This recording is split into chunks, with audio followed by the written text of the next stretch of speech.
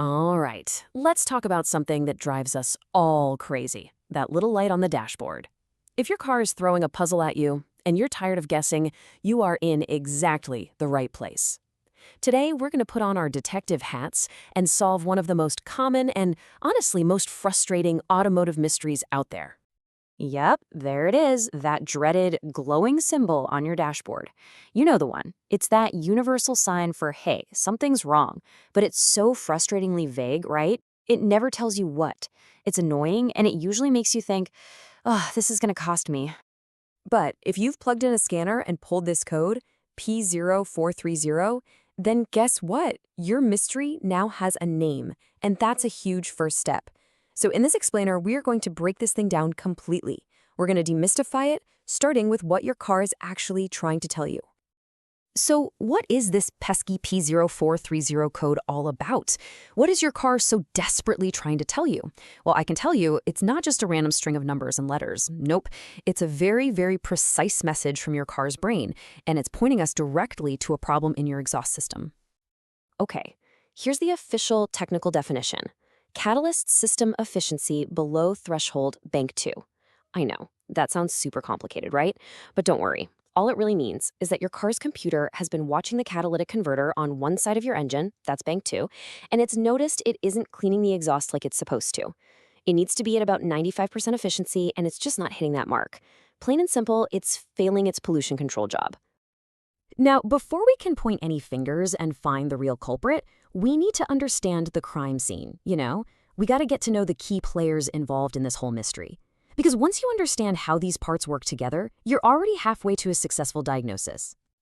First up, the catalytic converter. You can think of this thing as the unsung hero of your exhaust system. Its whole job is to take all the nasty, harmful pollutants coming from your engine and magically convert them into much less harmful gases. So naturally, when a P0430 code pops up, this guy becomes our #1 suspect. So you might be asking, how does the car's computer even know the converter is failing? Well, that's where these guys come in, the O2 sensors. I like to call them the reporters, or maybe even the spies for your car's computer. See, there's one sensor before the converter and one after it, and they are constantly sending reports back to the main computer. If the after report doesn't show a big improvement in exhaust quality compared to the before report, well, that's when the alarm gets triggered. And that brings us to bank 2. What on earth is that? It's not a random term, I promise. It's actually a huge clue. It's a location finder. If you have a V6 or V8 engine, you've got 2 banks of cylinders in that V shape. Bank 1 is always the side with the #1 cylinder, which means bank 2 is just the other side. So this code is literally telling you exactly which side of the engine to look at. Pretty cool, huh? No guesswork needed. Okay, so we know the key players. Now it's time to line up the usual suspects. And I know it is so tempting to just point the finger at the catalytic converter and call it a day. But hold on, because it's not always the guilty one. A bunch of other issues can actually trick those O2 sensor reporters into sending a false alarm.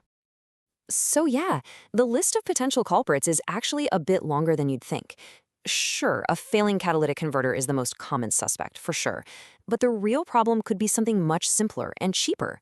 You could have an exhaust leak fooling the sensors. The O2 sensors themselves could just be faulty and sending bad info.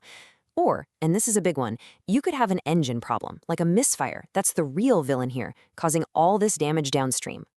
Okay, so how do we do this? How do we sift through all the evidence to find the true cause? Simple. We follow a logical, step-by-step diagnostic process. Trust me, taking this methodical approach is the absolute key to saving yourself a ton of time, and more importantly, a ton of money. Here's our game plan. It's our diagnostic investigation. We're going to start with the simplest, most common, and let's be real, the cheapest things to check first. We are not going to jump to the most expensive conclusion. We're going to be smart about this and follow the clues one by one. All right, step 1, check for leaks. Seriously, before you do anything else, you've got to check for any leaks in the exhaust system, specifically before the catalytic converter. A tiny crack in the exhaust manifold or a busted gasket can let extra air sneak in, and that extra oxygen totally messes with the O2 sensor readings, making a perfectly good converter look like it's failed. It's a classic case of mistaken identity. Okay, listen up because this next part is absolutely critical. If you've got other codes showing up on your scanner, especially something like a misfire code, you have to pay attention to that. You must fix those other problems first. Why? Because an engine misfire, for example, dumps raw, unburnt fuel into the hot exhaust, and that fuel can literally melt the guts of your catalytic converter, completely destroying it. You know, besides just that annoying light, you might actually feel this problem when you're driving. If the inside of the converter is clogged up, the exhaust gases can't get out. It's like the engine is being choked. It'll feel sluggish, weak, like it's got no power, especially when you try to accelerate. It's kind of like trying to run a marathon while breathing through a coffee straw. It just doesn't work. Now check this out. Here is a brilliant little test you can do yourself with a simple infrared temperature gun. It's super clever. See, a working converter gets really hot because of the chemical reaction happening inside, so the pipe coming out of it should be way hotter than the pipe going in. But if it's clogged, all that heat gets backed up and can't escape, so the pipe going in actually gets hotter than the one coming out. That is a huge, huge clue that you've got a blockage.